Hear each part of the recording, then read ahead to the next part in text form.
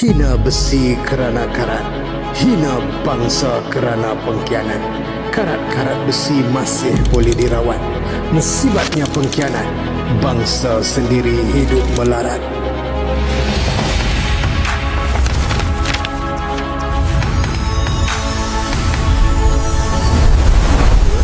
Sekarang kami berada di bengkel pertukangan besi Begani di Kampung Perangkap Bunut Susu, Pasir Mas, Kelantan. Tujuan kami berada di sini adalah untuk menyaksikan cara-cara pembuatan keris secara tradisional. Jadi, tunggu apa lagi? Mari kita saksikan. Jom.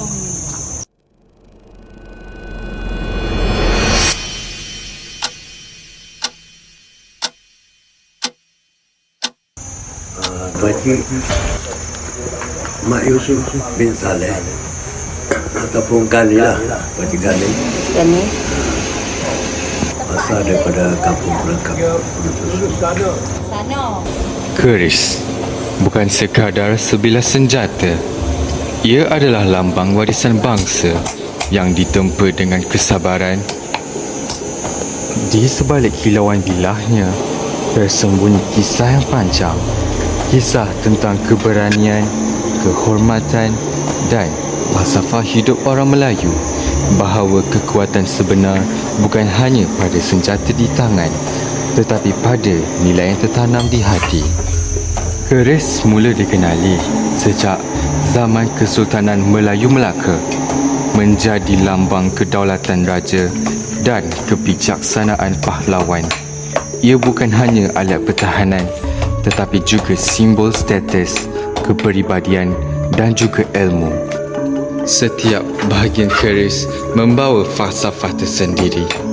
Bilahnya melambangkan keberanian, hulunya tanda maruah dan kehormatan, manakala sarungnya mencerminkan adab dan kesopanan. Kesemuanya berpandukan sehingga menjadi lambang keseimbangan antara kekuatan dan juga budi. Bilah keris ada yang lurus dan ada yang berlok. Setiap lok membawa erti, iaitu 3 lok tanda keharmonian, 5 lok lambang keberanian dan 7 lok melambangkan kekuatan serta kepimpinan. Dalam dunia persilatan dan kebudayaan Melayu, keris dipercayai mempunyai roh, semangat dan daya tarikan tersendiri.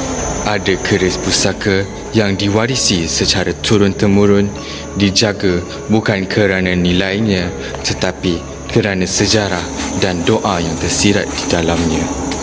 Keris juga hadir dalam pelbagai jenis seperti keris Taming Sari, lambang keperkasaan Hang Tuah, keris Sundang yang panjang dan gagah, dan keris Lok 7 yang menjadi simbol kekuatan pemerintah dan kesetiaan kepada raja.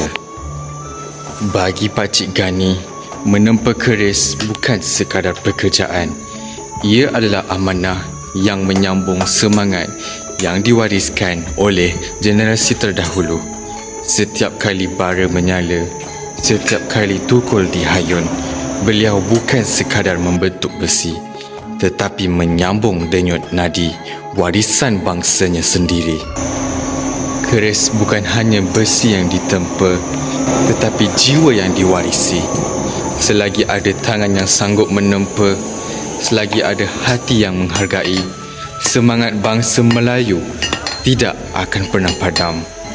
Keris adalah bukan sekadar senjata, tetapi falsafah kehidupan dan maruah bangsa.